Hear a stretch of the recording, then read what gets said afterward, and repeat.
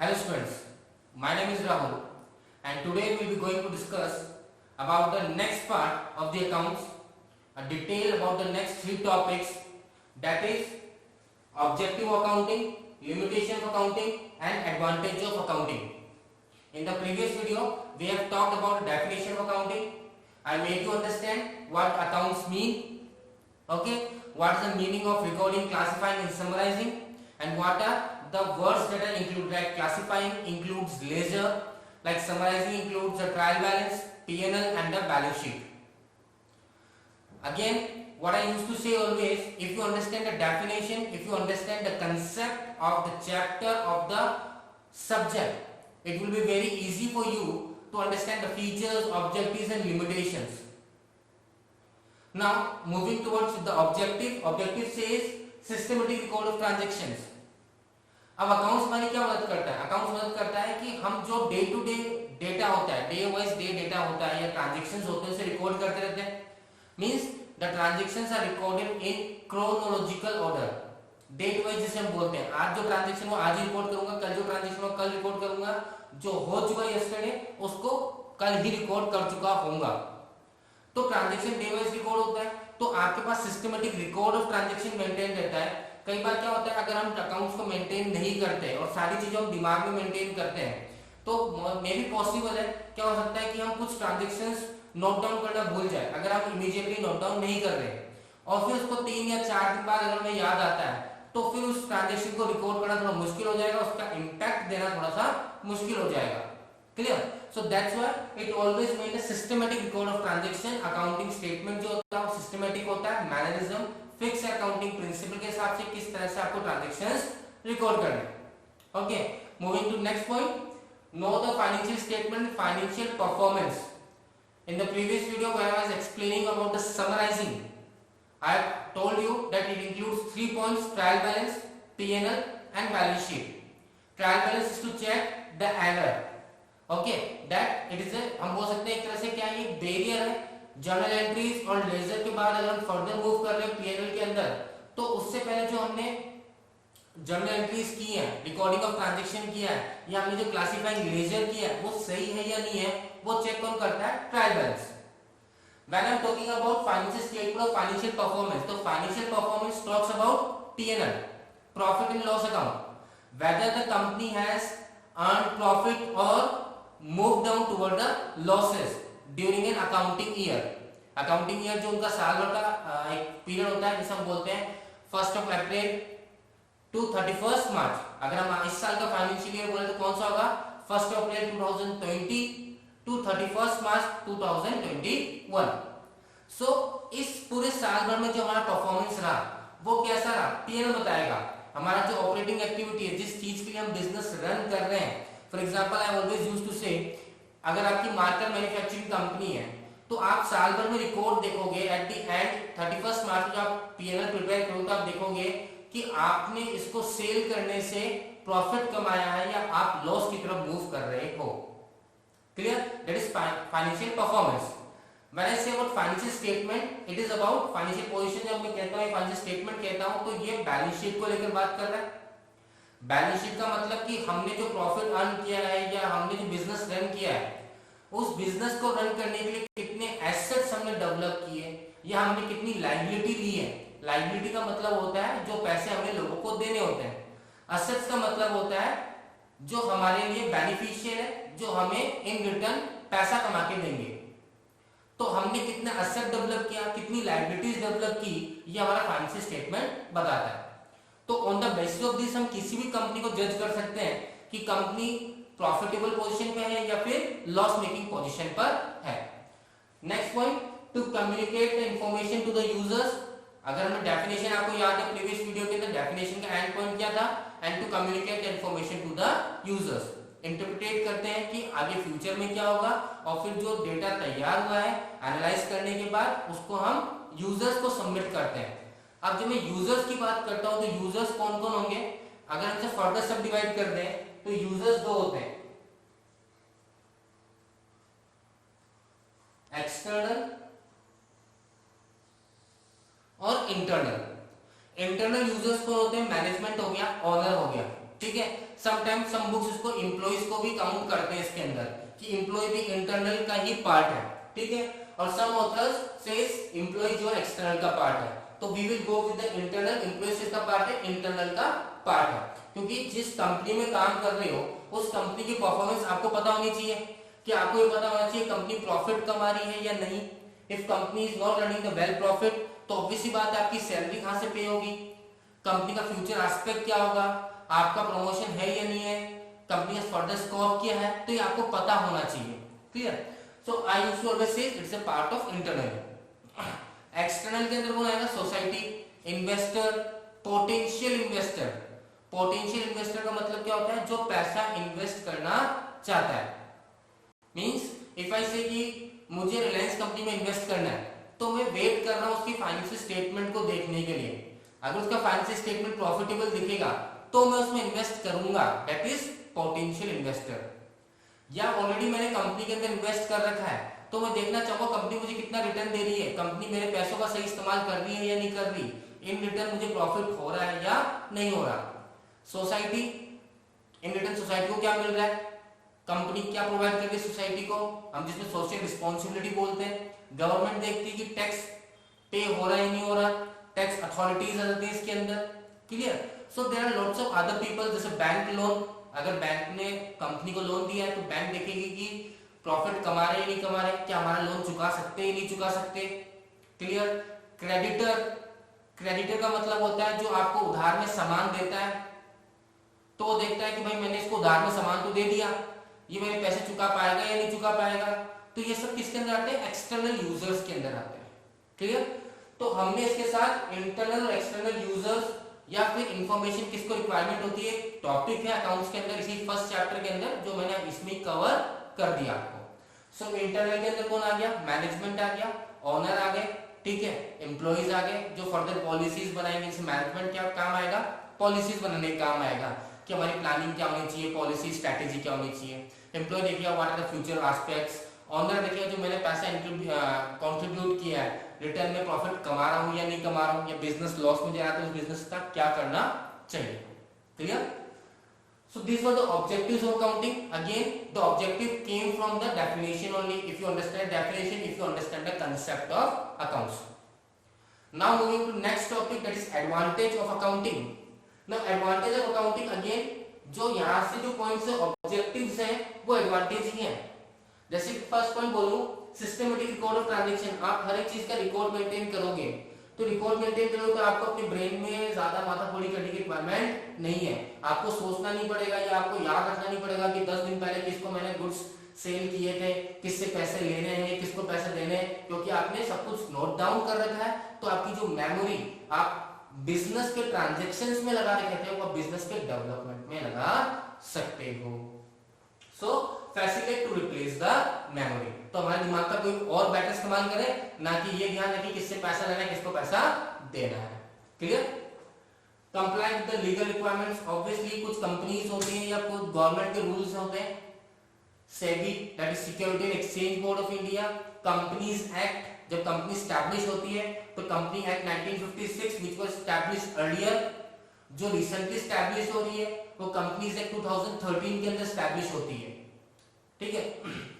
तो इनके जो रूल्स एंड रेगुलेशंस हैं, कुछ कंपनी जो पब्लिक कंपनी होती है, पब्लिक कंपनी मींस जैसे रिलायंस कंपनी, टाटा कंपनी, ठीक है, दीज आर कंपनीज हु जो अपने शेयर्स जो होते हैं मार्केट के अंदर लोगों को परचेज करने का ऑफर करते हैं। ठीक है? तो पब्लिक कंपनी को क्या होता है? कंप्लायंस होता है, रूल्स एंड रेगुलेशंस होते हैं कि आपका अगर इतना टर्नओवर है तो आपको अकाउंट्स मेंटेन करने पड़ेंगे, आपके अकाउंट्स को ऑडिट करवाना पड़ेगा। ऑडिट का मतलब होता है कि ये देखना कि आपने सही से अकाउंट मेंटेन किए या नहीं किए, क्योंकि एक इन्वेस्टर जो है, जैसे मैं इन्वेस्ट करना चाहता हूँ किसी कंपनी के अंदर, या मेरी कंपनी में मैंने किसी कंपनी के अंदर इन्वेस्ट कर रखा है, तो अब मैं उसके अकाउंट्स के बेसिस पे डिसाइड कर पाऊंगा, उसके जो फाइनेंशियल स्टेटमेंट होगा उसी बेसिस पे डिसाइड कर पाऊंगा कि मुझे इस कंपनी में इन्वेस्ट करना चाहिए या नहीं करना चाहिए, या और करूं या मुझे रिटर्न मिलेगा।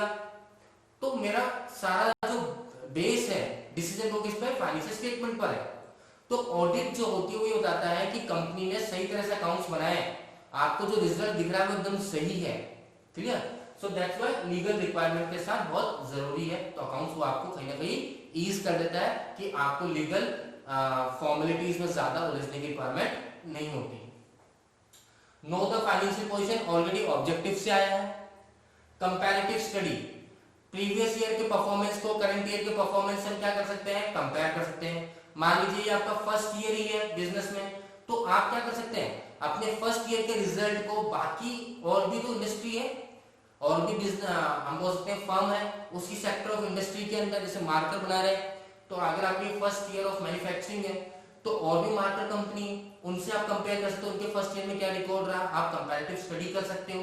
क्लियर, फ्यूचर प्लानिंग कर सकते हो, एनालाइज कर सकते हो, प्लानिंग पॉलिसीज एंड स्ट्रेटजीज तैयार कर सकते हो।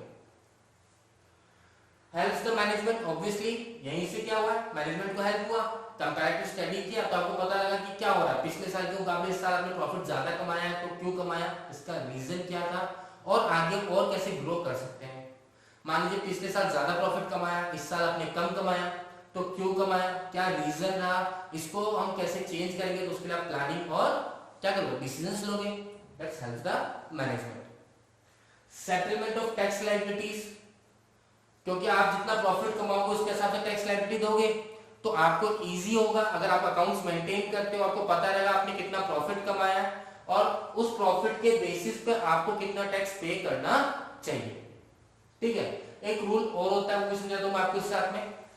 एक होता है एडवांस टैक्सेशन, एडवांस टैक्सेशन या एडवांस टैक्स बोल दो उसे।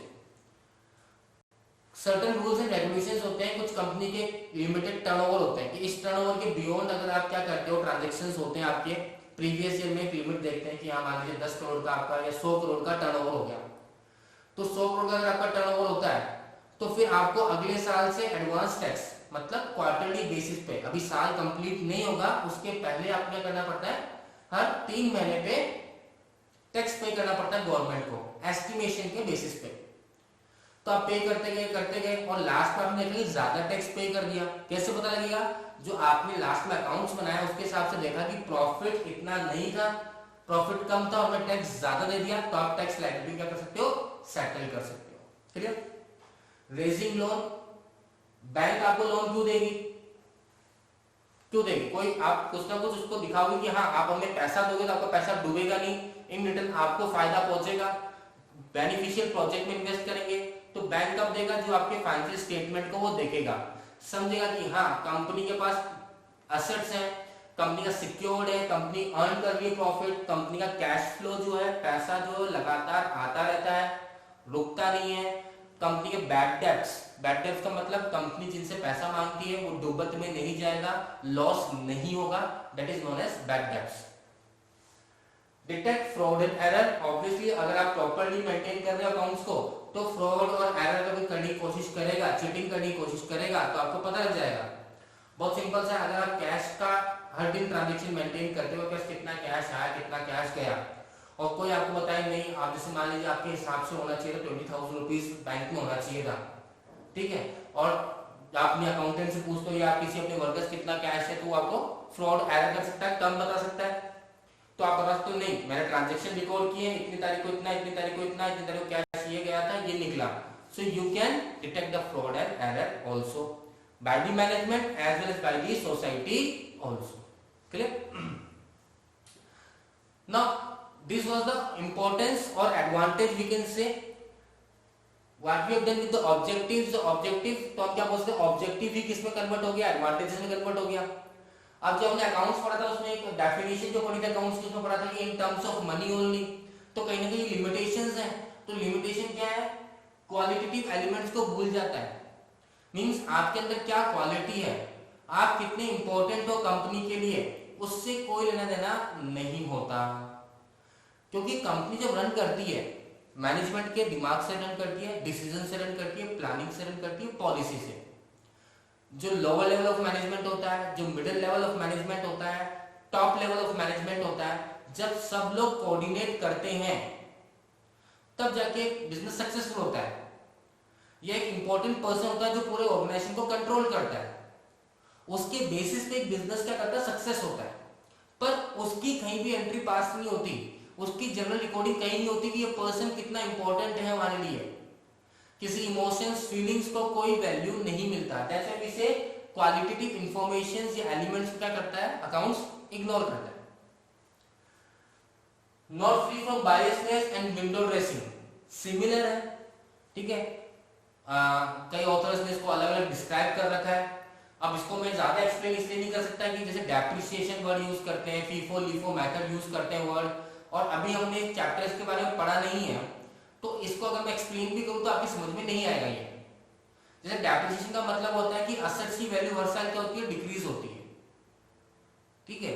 जैसे कि मान लीजिए अगर आपने मोबाइल परचेज किया है 50,000 का, मान लीजिए OnePlus परचेज किया आपने, क्लियर, तो आप 6 महीने बाद उसकी 50,000 वैल्यू नहीं रहेगी, ऑब्वियसली इसकी वैल्यू डिक्रीज हो जाएगी। क्यों हो जाएगी, क्योंकि आपने इसको यूज भी कर लिया, ऑब्वियसली मार्केट में उससे बेटर टेक्नोलॉजी नए मोबाइल्स के आगे कम दाम में, तो उसकी प्राइस क्या डिक्रीज हो जाती है, तो उसे बोलते हैं डेप्रिसिएशन। अब आप ये समझोगे डेप्रिसिएशन अलग अलग तरीके से रह सकते हैं, तो इसलिए कहीं ना कहीं बायसनेस हो सकती है। दूसरा होता है विंडो ड्रेसिंग। विंडो ड्रेसिंग का मतलब होता है कि अकाउंट्स को, जो कंपनी की फाइनेंशियल पोजीशन है वो सच्ची नहीं दिखाई जाती, जो ट्रू फाइनेंशियल पोजीशन है वो नहीं बताते, उसको चेंज कर देते हैं। जैसे कि अगर मान लीजिए मुझे बैंक से लोन लेना है, बैंक मुझे कब लोन देगी, जब बैंक को दिखा कि कंपनी प्रॉफिट कमा रही है, कंपनी के पास बहुत सारा पैसा है, तो मैं अपने फाइनेंशियल स्टेटमेंट को इस तरह से प्रिपेयर करूंगा कि बहुत सारा प्रॉफिट दिखेगा स्टेटमेंट में, क्लियर। वही अगर मान लीजिए मुझे टैक्स लायबिलिटी से बचना है, मुझे टैक्स कम पे करना है, तो मैं अपने स्टेटमेंट को इस तरह से प्रिपेयर करूंगा कि उसकी प्रॉफिट कम दिखेगा। तो मींस अपने हिसाब से अकाउंट्स को चेंज कर देना क्या होता है, विंडो ड्रेसिंग होती है, क्लियर। मतलब बैठ के क्या कर दिया, अपन मेकअप कर दिया फाइनेंशियल स्टेटमेंट का, फाइनेंशियल स्टेटमेंट का मेकअप कर दिया, तो फिर जैसा आप दिखाना चाहो वैसा दिखेगा। Estimated position. एस्टिमेटेड पोजीशन का मतलब होता है कि अकाउंट जो होता है वो गोइंग कंसर्न होता है, जो उसका अकाउंटिंग स्टैंडर्ड कंसेप्ट है वो बोलता है गोइंग कंसर्न बेसिस। क्योंकि हम जब भी अकाउंट्स मेंटेन करते हैं या जब भी बिजनेस करते हैं, तो हम कभी ये नहीं सोचते कि साल भर बाद बिजनेस बंद कर देंगे, ये नहीं सोचते 2 साल बाद 6 महीने बाद बंद कर देंगे। हम ये सोचते हैं बिजनेस आज चालू किया और हमेशा चलता रहेगा, आज मैं चलाऊंगा, आगे मेरी जनरेशन चलाएगी वगैरह, लाइक दिस। तो एक्चुअल जो पोजीशन है फर्म की या बिजनेस की, वो तब तक पता नहीं चलती जब तक बिजनेस शट डाउन नहीं होता, बंद नहीं होता, तब तक कभी भी actual position, actual profit firm का नहीं पता चलेगा। इसलिए क्या होता है, एस्टिमेटेड पोजीशन होता है, इसके बेसिस पे आप डिसीजंस लेते हो, क्योंकि ये रियल पोजीशंस नहीं होती। क्लियर है, आगे बात समझ में। So this were the 3 topics that we have covered in this video, that was objective of accounting, advantages of accounting, limitations of accounting. This was second part of the first chapter. The first video was uploaded on the basis of definitions only. The second I have conducted the 3 topics. Next video I will be taking not about any other topics of accountancy, bookkeeping में क्या difference होता है उस बारे में लेंगे अपन बात करेंगे की एलिमेंट्स और की टर्म्स ऑफ अकाउंट्स को लेकर। कौन से टर्म्स जो है वो अकाउंट्स में यूज होते हैं। असेट का मतलब क्या है, लायबिलिटी का मतलब क्या है, असेट को फर्दर सब divided current asset, non current asset, prepaid expenditure का मतलब क्या होता है, डेफर्ड रेवेन्यू, कैश का मतलब क्या होता है, कैपिटल का, प्रोप्राइटर का मतलब क्या होता है, that will be going to understand.